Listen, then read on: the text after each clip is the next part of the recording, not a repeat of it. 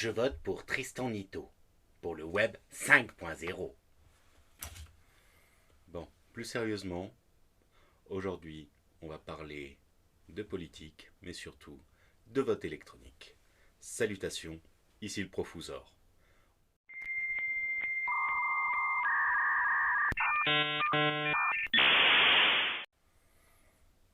C'est assez amusant. Avec ça, je pourrais facilement vous fabriquer une machine à voter électronique. Personnellement, en quelques jours de réflexion, quelques heures de soudage, on peut, et aussi quelques jours de codage, on peut facilement créer une machine à voter électronique. Mais, autant pour moi, le Profusor, c'est facile. Mais quel en est-il de celui qui justement se bat aujourd'hui pour pouvoir réfléchir à comment fonctionne, comment déclarer en ligne ses impôts? C'est le bordel absolu. Là, justement, si je vous ai présenté ce candidat, en fait, il n'est pas candidat, hein, j'ai juste marqué son nom sur un papier pour le mettre dans l'urne. Mais Tristan Nito, qui a bossé pour un petit navigateur, je ne sais pas si vous le connaissez, Mozilla Firefox. Ouais. Il commence à peser dans le game au niveau des standards du web. Il a un petit peu aidé à surfer. Il nous partage une petite idée, le vote électronique, la fausse bonne idée. Comme à chaque élection, en particulier lorsque l'abstention est forte, comme dimanche dernier. Oui, je tourne cette vidéo, on est au deuxième tour des départementales et régionales. D'ailleurs, à la fin du tournage et dès que j'aurai mis à publier cette vidéo, je me casse, je vais au bureau. L'idée du vote électronique refait surface, comme si ça allait être la solution miracle pour remobiliser tous les citoyens. Il n'y a aucun doute que leur simplifier la vie peut aider, et pourtant je pense que le vote électronique n'est pas une bonne idée. Il y a cru à l'époque. Moi aussi. Alors, pourquoi est-ce une fausse bonne idée?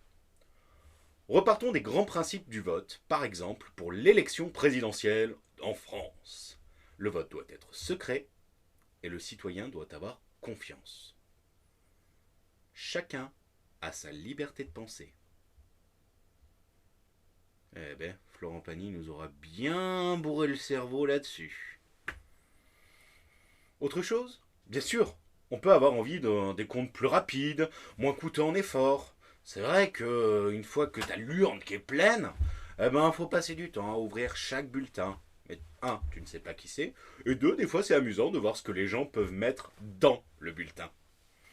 Ne nécessitant pas un déplacement du citoyen pour voter, c'est vrai, rester chez soi à glandouiller, mais quel bonheur! Mais ce sont des objectifs secondaires. Bah oui, manger 5 fruits et légumes par jour et penser à faire du sport. Et ils ne doivent pas compromettre les deux grands principes que sont le secret et la confiance. Il y a vraiment deux problèmes qu'on peut essayer d'adresser en numérisant le vote. La rapidité du décompte des voix et surtout le vote à distance. Ce sont deux problèmes bien différents. Alors on va les séparer et on va se focaliser sur le vote électronique à distance. Non, ça marche pas. J'arrive pas à voter à distance. Faudra que je me déplace. Oups. Donc, le vote papier.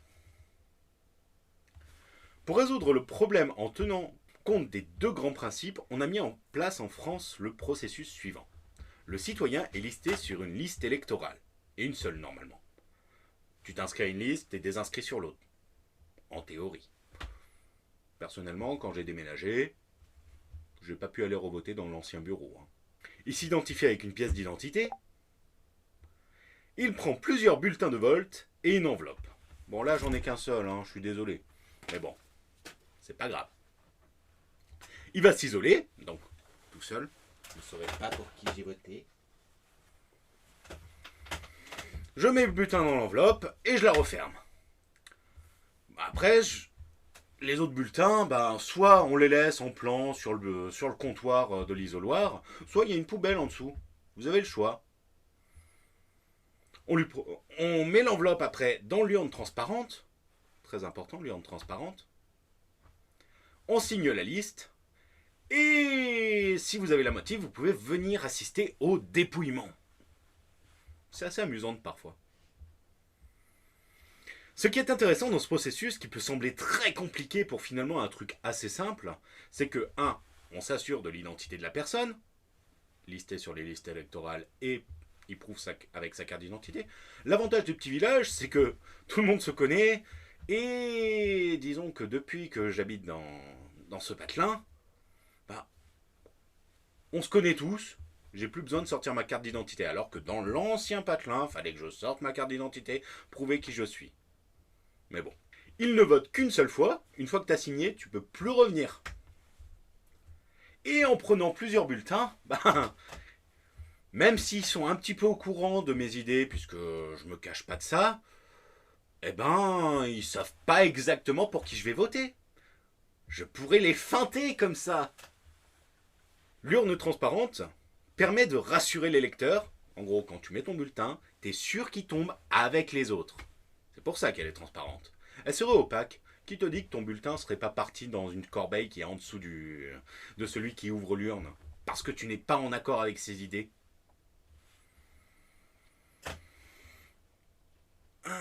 Et en le faisant signer, voilà, en face de son nom dans le registre, on s'assure qu'il ne viendra pas voter plusieurs fois. Bon, avec les élections actuelles, j'ai signé 2 fois. Une fois pour les départementales, une fois sur les régionales, sur 2 registres bien distincts. Comme ça, ils sont sûrs que j'ai voté une fois pour chacun. J'ai même ma carte d'électeur pour le prouver. Et après, si tu vas au décompte, déjà, tu peux t'assurer que il y a une bonne ambiance. Généralement, dans les petits villages, c'est souvent ça. 2, tu es présent quand ils ouvrent l'urne et quand ils ouvrent chacune des enveloppes. Et parfois, tu rigoles bien quand tu vois les surprises qu'il y a dans les enveloppes. Tiens, je me souviens, c'était à l'élection quand Hollande est passé. Il y a quelqu'un qui avait mis, quitte à avoir une vache au pouvoir, il a mis « Je veux la vache qui rit ». Ouais. Alors, et maintenant on va voir côté numérique à distance. Alors, on ne peut pas s'assurer que c'est vraiment moi qui clique pour dire « Je vote ». Tu sais, j'ai juste appliqué le mot de passe de... une bonne clé à molette, un coup sur la tête, et je lui prends son mot de passe et je vote pour lui. On ne peut pas s'assurer que vous subissez pas de pression pour voter dans un sens ou dans un autre. Bah ouais. Vas-y, vote pour lui. On va voir ce qui va se passer. Ok, tu veux que je vote pour qui? On ne peut pas s'assurer que le terminal n'est pas victime d'une cyberattaque.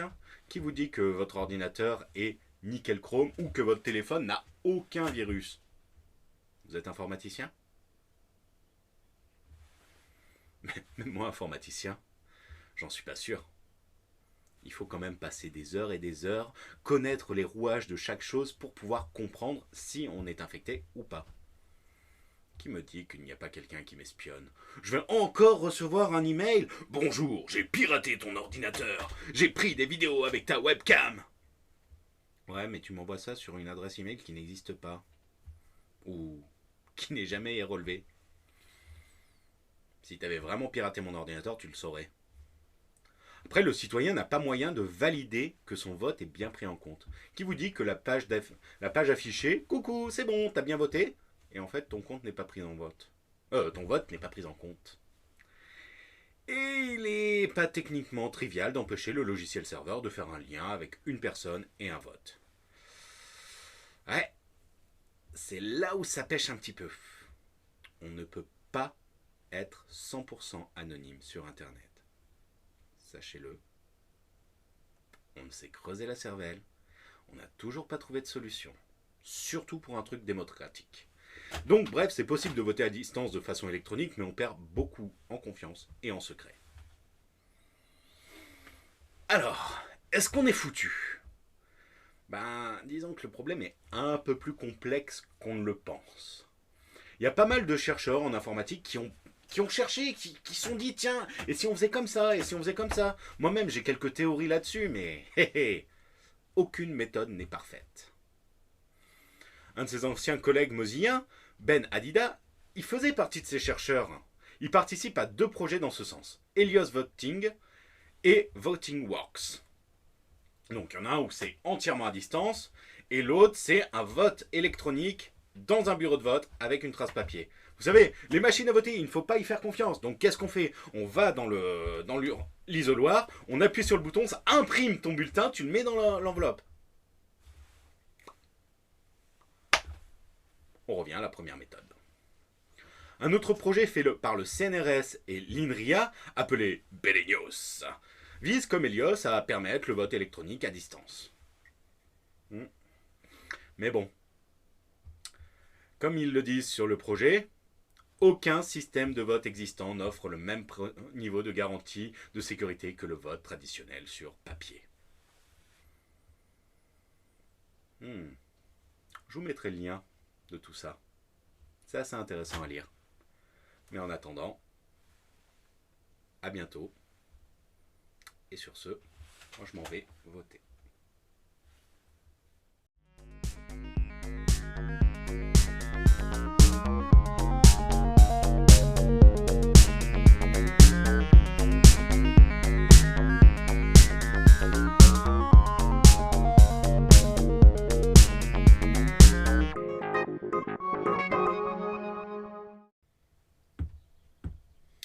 Foutu Florent Pagny. Non, mais vous n'aurez pas ma liberté de voter.